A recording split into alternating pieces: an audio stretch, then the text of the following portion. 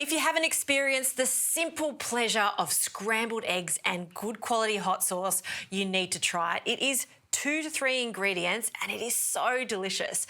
Let's start with our scrambled eggs. I'm just warming up a small pan that's non-stick. I'm going to add a knob of butter and just allow that butter to melt away.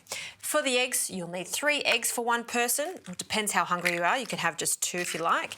And we're going to crack them straight into a bowl. Now, for this type of scrambled eggs, I'm not adding any cream or milk whatsoever, just a pinch of salt, and we'll just give them a really good whisk so everything is combined nicely. So when it comes to cooking the perfect scrambled eggs, it's all about temperature control. The worst thing you can do with scrambled eggs is overcook it. So by having the control of the heat, we're going to get them perfectly cooked. So see that heat's too high. I'm going to turn that down to a very low heat now that that butter has melted.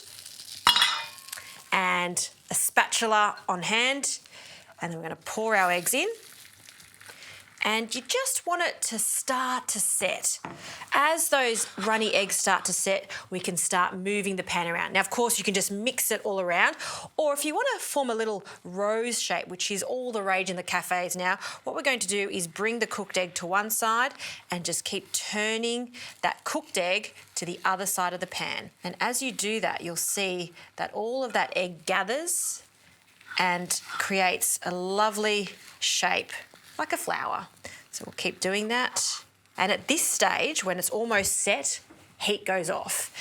Last little turn, and you can see it's just starting to set there, so it's ready to go. We'll get rid of that.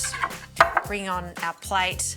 I just love serving this with a piece of toast and half an avocado. I'm gonna place this rose-shaped egg over the top.